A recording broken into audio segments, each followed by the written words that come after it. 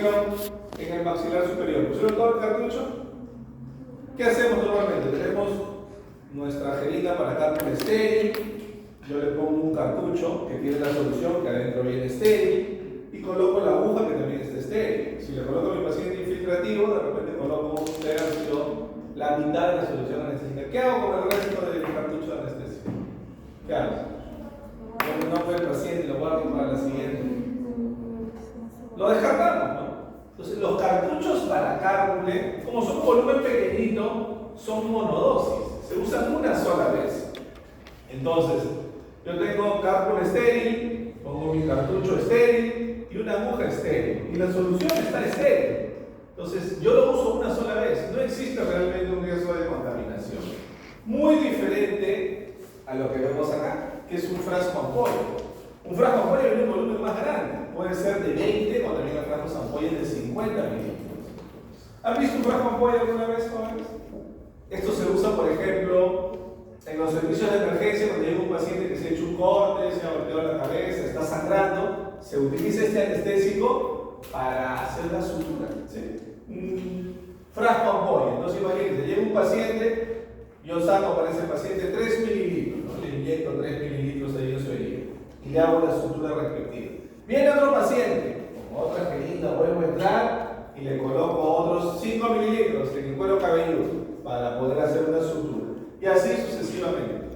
Esto, si es multidosis, yo voy a entrar y salir, sacar un volumen, otro volumen, otro volumen y así sucesivamente.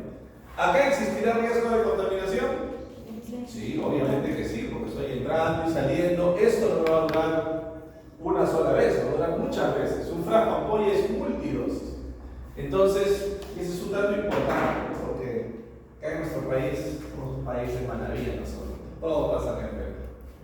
Desde el año 1983, hace más de 40 años, la Asociación Dental Americana recomendó que los cartuchos para cálculo de uso odontológico no deben contener preservante. No deben contener preservante. Primero, porque no lo necesitan, porque realmente, al ser unidosis, no necesitan preservante, no hay riesgo de contaminación.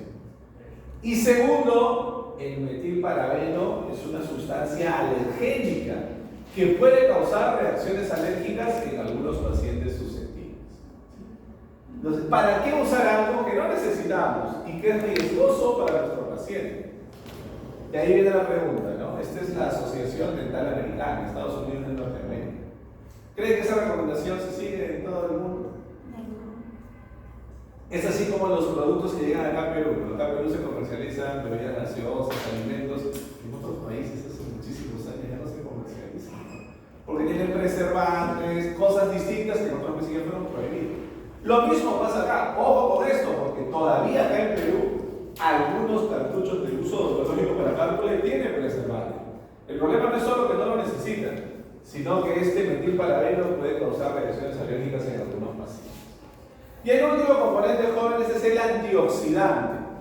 El antioxidante tiene por finalidad proteger al vasoconstrictor. Evita la oxidación del vasoconstrictor. El antioxidante más utilizado es el metabisulfito de sodio. El metabisulfito de sodio. A ver, ¿qué tenemos acá de importante que resaltar?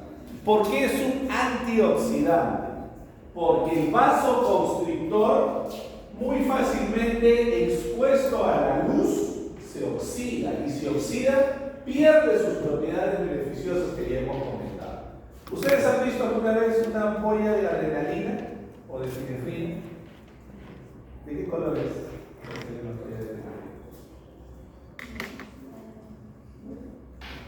¿Han visto alguna vez? Ese es EpiPen, ese es un autoinyector. Claro, ese es el vidrio oscuro, ¿no? Color ámbar, ese vidrio oscuro, así como la botella de cerveza.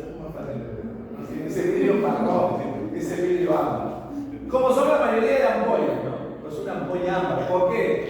Porque la adrenalina es muy susceptible a la luz solar. Si le da la luz, fácilmente se oxida. Pero imagínense ustedes, ¿cómo se vería un cartucho para cálculo de vidrio ámbar? Recibir una botellita de cerveza, ¿no? Horrible se veía, ¿no? Horrible, porque en odontología, ¿qué color es nuestro uniforme, jóvenes?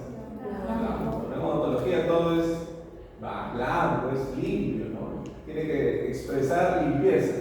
Entonces sería horrible un cartucho para cálculo de vidrio marrón, de vidrio amplio.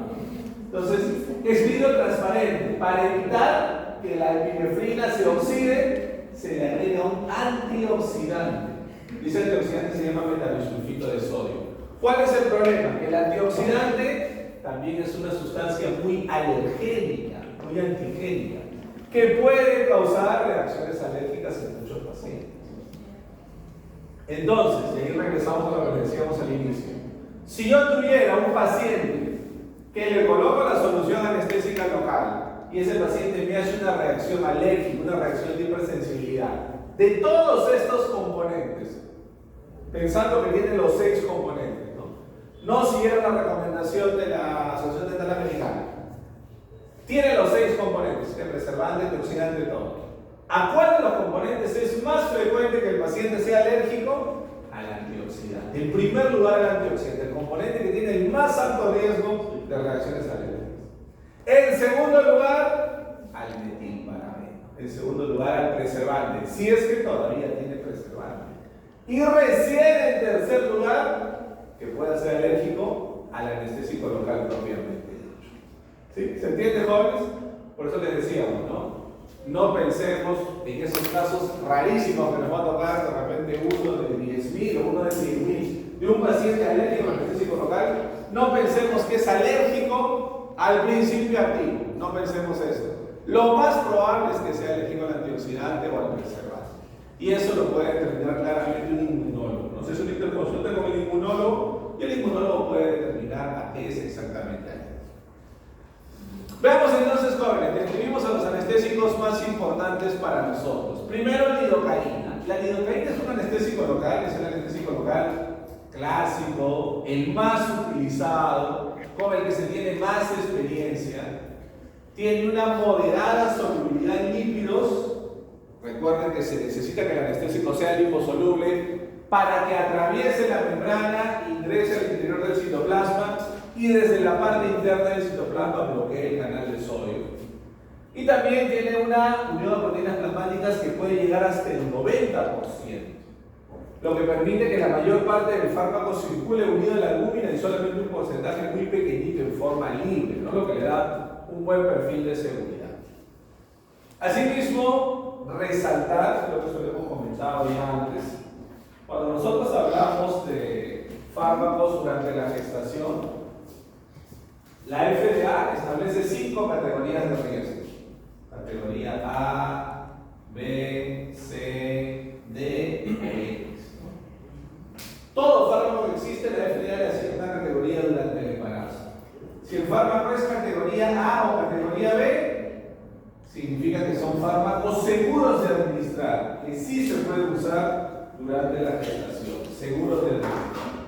Si es categoría C, es una categoría intermedia, no son seguros, tampoco son teratogénicos, se recomienda evaluar el balance riesgo-beneficio. Y si son categoría D o categoría X, están prohibidos durante la gestación. Entonces, en resumen, esas son las 5 categorías que tienen los fármacos durante el embarazo, las categorías que le asigna la FDA. Lidocaína es lo que tenemos acá en Perú, el único anestésico local de uso odontológico que es seguro durante la gestación, es categoría B. Durante cualquier momento de la gestación, incluso en el primer trimestre, si una gestante viene a la consulta con una pulpitis irreversible sintomática, necesita un tratamiento de endodoncia o quizás una extracción, el anestésico más seguro es lidocaína, en cualquier momento del embarazo. El único que es categoría B de la FDA, de los que tenemos acá en Perú.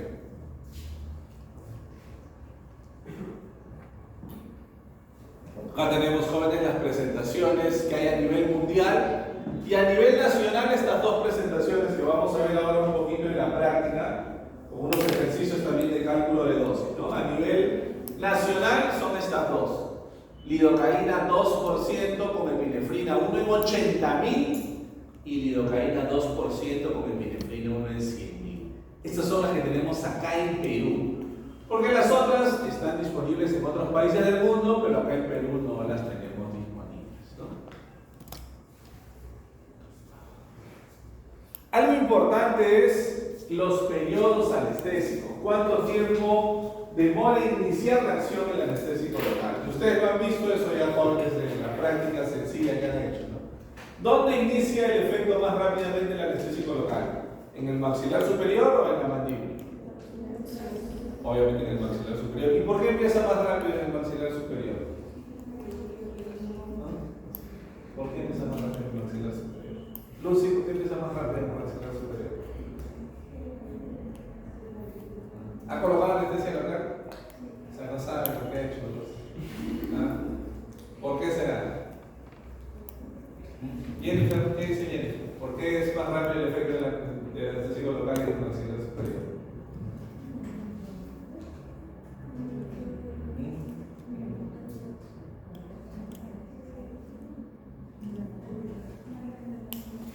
Eileen, ¿por qué será más rápido el efecto en el maxilar superior?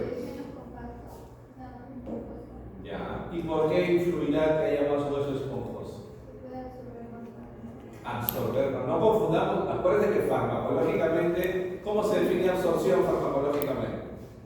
¿Se acuerdan? Absorción farmacológicamente es el paso del fármaco desde el lugar de administración hacia la circulación sistémica. En el caso del anestésico local, yo quiero que el anestésico se vaya a la circulación sistémica o quiero que se quede en la zona donde lo voy a inyectar. Quiero que se quede más tiempo, ¿no? Entonces, ¿por qué el maxilar superior funciona más rápidamente? Como dice Eileen, es porque tenemos más cosas esponjosas. Entonces, eso permite que el anestésico local no que se absorba, sino que difunda, que penetre mejor en los tejidos. Y al penetrar mejor en los tejidos, rápidamente bloquea las fibras nerviosas. En cambio, a nivel mandibular, imagínense, ¿no? Además, ustedes han visto esa anatomía. ¿Cómo son las fibras nerviosas en el maxilar superior? ¿Cómo son las fibras nerviosas? ¿Gruesas, voluminosas? ¿O son delgadas?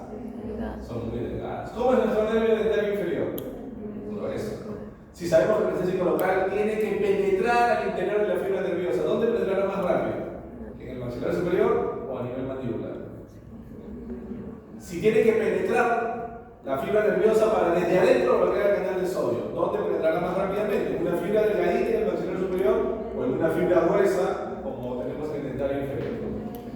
Más rápido, ¿dónde penetrará? Obviamente en una fibra delgada. Entonces, siempre en el maxilar superior el efecto es más rápido. Entonces, recordemos, maxilar superior, inicio de acción. Acá me ponen el ejemplo si uso el anestésico clásico, lidocaína con epinefrina. Maxilar superior en los primeros 2 minutos. A nivel mandibular, entre 2 a 4 minutos. Demora más tiempo en iniciar la acción. Ojo, que hay algo muy importante que lo vamos a ver ahora también, jóvenes, con detalle, ¿sí? Eso es muy importante. Cuando yo coloco anestésico local, lo que aparece más rápido, en los primeros segundos, más rápidamente, es la anestesia de tejidos blandos.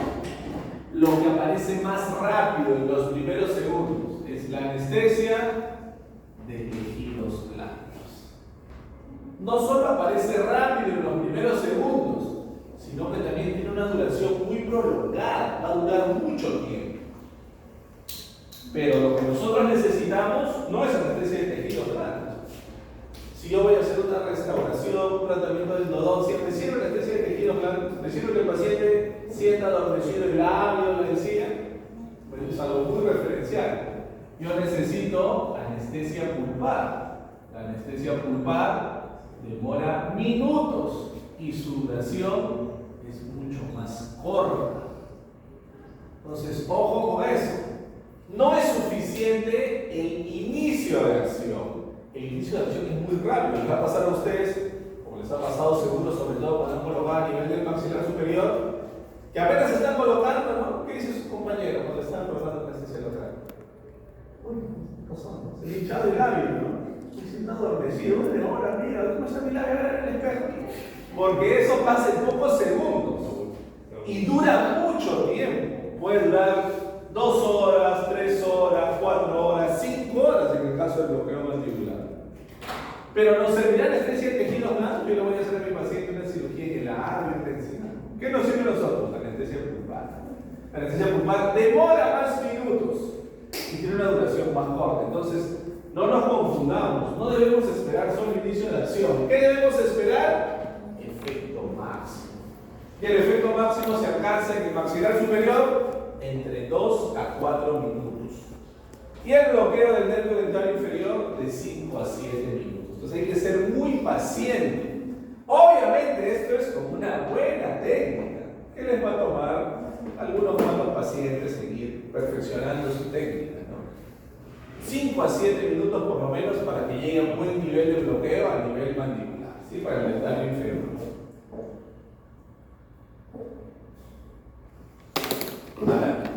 Obviamente nos interesa la duración de acción, lo que decíamos. Cuando colocan el maxilar superior, la anestesia de tejidos blandos, lo que se inicia más rápidamente y dura mucho tiempo. ¿Cuánto puede durar? Entre 2 a 3 horas. Entre 2 a 3 horas. Pero lo que yo deseo, quiero hacer un tratamiento de endodoncia, un premolar o un molar del maxilar superior. La anestesia pulpar me dura aproximadamente entre 45 y 60 minutos. Una duración más restringida, que felizmente es suficiente para la mayoría de procedimientos.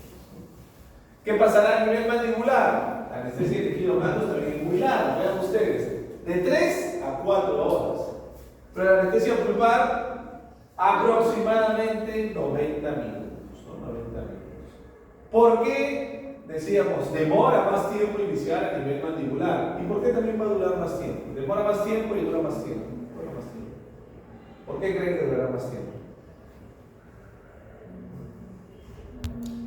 Por lo mismo que les decía, ¿no? El anestésico tiene arriba en el maxilar superior una fibra muy delgadita, a nivel mandibular una fibra muy gruesa. Si se demoró en penetrar en esa fibra gruesa, saldrá rapidito de esa fibra gruesa, también va a demorar más tiempo en salir, ¿no? Demora en ingresar, demora más tiempo en ingresar el efecto máximo, pero también demora más tiempo en salir. Entonces recordemos eso, siempre nos dura más la anestesia a nivel mandibular. Eso lo vamos a ver luego en la práctica. Si recordemos solamente las dosis. Para adultos, cuando usamos lidocaína con epinefrina, que es lo que vamos a usar nosotros, máximo 7 miligramos por kilo. En niños, máximo 5 miligramos por kilo. Vemos el siguiente anestésico, que es mepivacaína. Mepivacaína, jóvenes, tiene muchos efectos, muchas propiedades similares a la lidocaína. También tiene moderada solubilidad en lípidos. Tiene alta unión a proteínas plasmáticas, también llegando hasta el 90%, es bastante segura, bajo riesgo de toxicidad, pero acá hay una primera diferencia con lidocaína. Ya no es tan segura durante la gestación, es categoría C de la FDA. La FDA le asigna la categoría C durante la gestación, ¿sí? Categoría C de la FDA.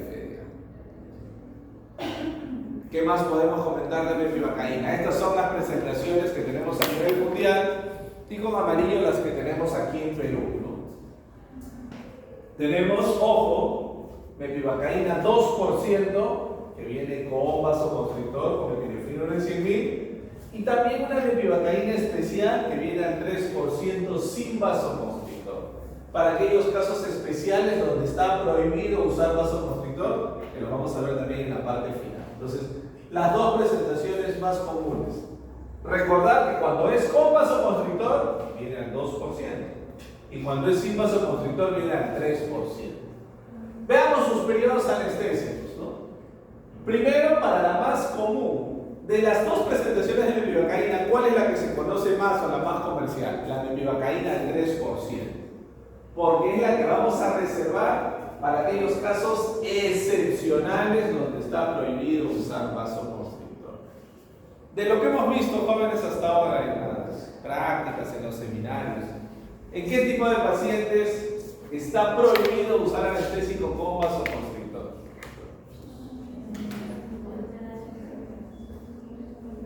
¿Cómo? ¿Nayeli? ¿Cualquier paciente con enfermedad cardíaca? ¿Cualquier hipertenso? Hipertensos no controlados. Ojo, en hipertensos no controlados, que constantemente tengan más de cuánto, ¿se acuerdan? ¿Sí? ¿Se acuerdan más de cuánto? 190, que se muere el paciente. más 120 es lo que tienen ustedes, son adultos jóvenes. Más de 140 sobre 90. ¿No? Muy bien. Más de 140 sobre 90, prohibido usar vasoconstrictor. Pero si mi paciente es un hipertenso controlado, tiene menos de 140 sobre 90, sí puede usar vasoconstrictor. De forma restringida, menos que un adulto. Por ponerles un ejemplo rápido, ¿no? Porque eso es importante. Imagínense ustedes, tenemos dos pacientes de la misma edad y el mismo peso. Varón, 45 años y digamos 65 kilos de peso. ¿Sí? Este paciente es sano, es un paciente A1, sano. Acá tengo otro varón de 45 años y 65 kilos, pero tiene hipertensión arterial. Pero es un buen paciente, ha bajado de peso, hace actividad física, toma su medicación, es un paciente hipertenso controlado. Le auscultamos los valores de presión arterial y tiene en la consulta 130 sobre 85. Está controlado. Entonces, a ver, ¿cuál es la diferencia? ¿Cuál es la diferencia? En la cantidad máxima permitida de epinefrina. En el paciente sano, yo puedo usar como máximo hasta 3 microgramos por kilo de peso. Hasta 3 microgramos por kilo de peso. Mi paciente pesa 65 kilos. Kilos y kilos se van. 65 por 3 me sale 195 microgramos, que vamos a ver luego en cartuchos cuánto significa. Serán 2, 3, 4, 5, 6, 8, ¿cuántos cartuchos serán? Puedo usar en este paciente sano, según su peso, hasta 195 microgramos. Pero ¿qué pasa con el paciente que es hipertenso controlado? ¿Podré usar la misma cantidad de vasoconstrictor? Está controlado. ¿Puedo usar lo mismo de vasoconstrictor? Que esté controlado significa que su sistema cardiovascular será igual. Su corazón será igual, sus vasos sanguíneos serán igual. Está simplemente controlado. Puede usar vasoconstrictor, pero que hay un límite máximo, independientemente del peso del paciente. Independientemente si pesa 65, 70, 80, 90 kilos, 100 kilos, si es obeso, independientemente. Para un paciente hipertenso controlado podemos usar como máximo 36 microgramos de vino. Como máximo. Imagínense, más o menos, casi la sexta parte, ¿no? Casi la sexta parte. Entonces, ojo, en hipertensos controlados podemos usar vasoconstrictor, pero siempre de forma restringida. Que el paciente esté controlado me permite que use, pero una cantidad muy pequeñita, ¿Ok? Veamos entonces. Para la mepivacaína 3% sin vasoconstrictor.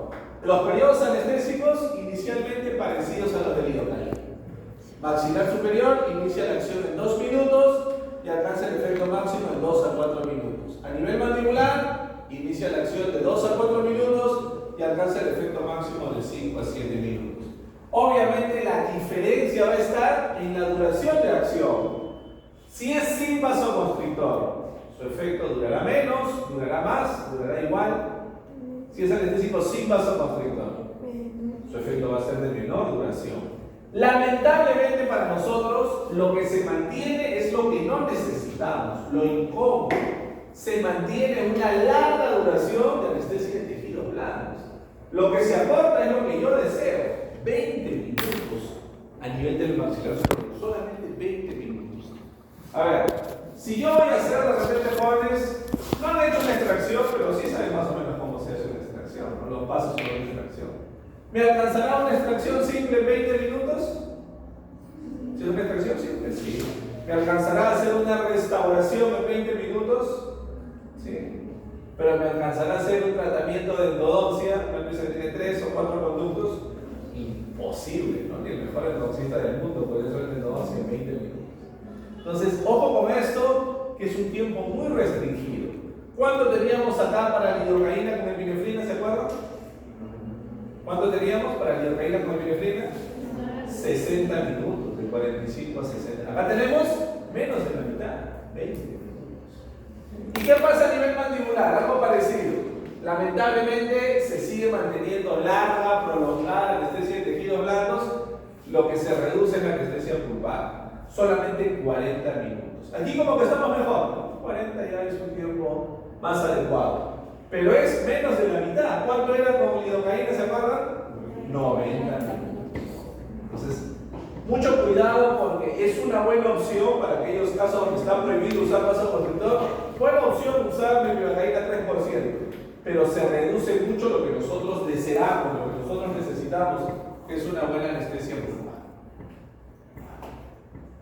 Las dosis máximas, aquí no hay diferencia de con o sin vasoconstrictor, porque la mepivacaína por sí sola, cuando se da en alta concentración, puede causar una ligera vasoconstricción. Recordemos que cuando usamos con vasoconstrictor, la mepivacaína está al 2%, y cuando usamos sin vasoconstrictor, está al 3%. Cuando la damos en mayor concentración, por sí sola la mepivacaína hace una ligera vasoconstricción. Por eso no hay diferencia entre con o sin vasoconstrictor, pero sí hay diferencia entre niños y adultos, ¿no? Para niños, 6.6 miligramos por kilo, y para adultos 6.6 miligramos por kilo, y para niños 5 miligramos por kilo. Siempre va a ser menos para pacientes pediátricos. Y el último anestésico, jóvenes, la articaína, que es el más liposoluble de todos. La ventaja, la principal característica que nos va a servir de articaína es que es el anestésico más liposoluble de todos los que se usan en odontología. Gracias a lo que vemos acá. Esto que vemos acá en color negro es un anillo tiofeno. Este anillo tiofeno es el que le da esta altísima liposolubilidad a la articaína, ¿no? El anillo tiofeno permite que la articaína sea el agente anestésico local que mejor penetra tejidos blandos, tejidos duros. Imagínense, cuando se han colocado ustedes anestesia en el maxilar superior, se han colocado la técnica convencional, ¿verdad? Han colocado 2/3 partes por vestibular y 1/3 parte por palatino. ¿Sí? Han colocado así. ¿Qué les dolió más? ¿La vestibular o la palatina? Palatino. ¿Y por qué duele más la palatina? ¿Así les enseñaron 2/3, 1/3? ¿Así les enseñaron? Más o menos. Y también 1/3 es un volumen muy grande, ojo, porque si nosotros sacamos la cuenta, a ver, ¿cuánto tiene el cartucho, jóvenes? 1.8 mililitros. Si yo hago la técnica convencional, que es 2/3 por vestibular y 1/3 por palatino, ¿cuánto le estaría colocando a nivel vestibular? ¿Cuánto le estaría colocando? En volumen, 1.2 mililitros. ¿Y cuánto le estaría colocando en palatino? 0.6. A ver, lo que les preguntaba hace un momento. ¿Por qué duele más la inyección palatina? Hay mayor resistencia. La mucosa palatina es más fibrosa, es más dura, más difícil de atravesar. La mucosa palatina no se distiende tan fácilmente. Yo en vestibular me puedo colocar 2, 3, 5 mililitros y se va a distender. ¿El paladar se distiende? No se distiende. Entonces, ojo, que ese es un problema. Se ha demostrado que esta cantidad es una cantidad excesiva.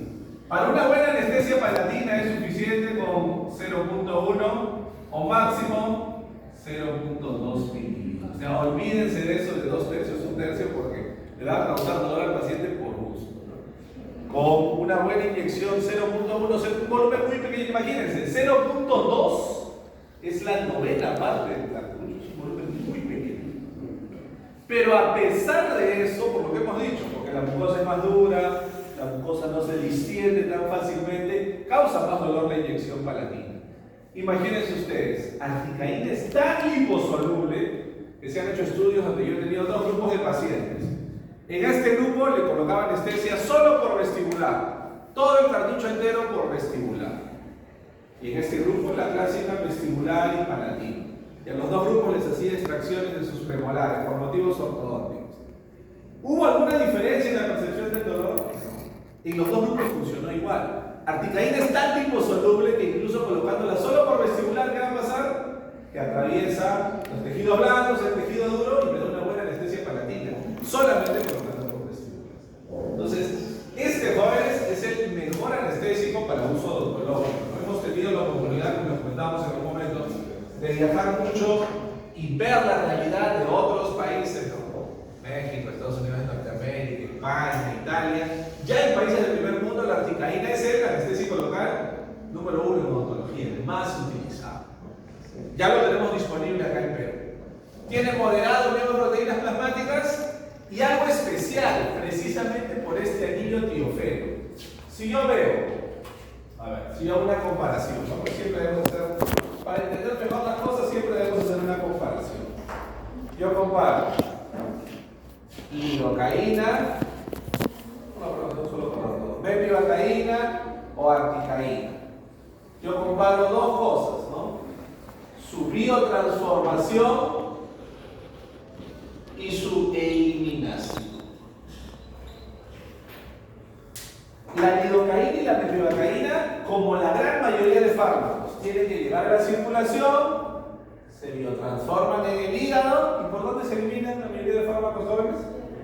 Por vía renal, a través del agua. Lidocaína y mepivacaína son muy parecidas también en eso.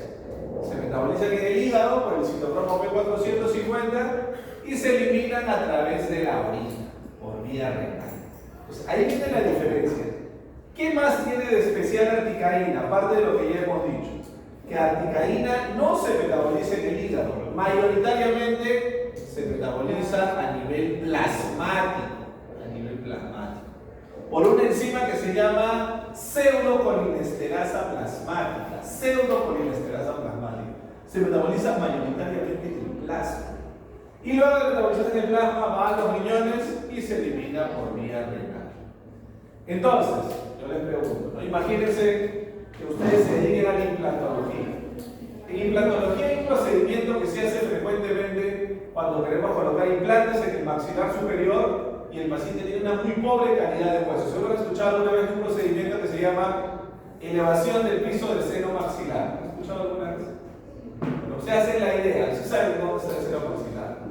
¿Qué pasa cuando el paciente tiene una calidad de hueso muy pobre? Imagínense, entre el piso del seno maxilar y el reborde, imagínense, yo tengo 5 o 6 milímetros y yo quiero colocar un implante que mide 8 milímetros.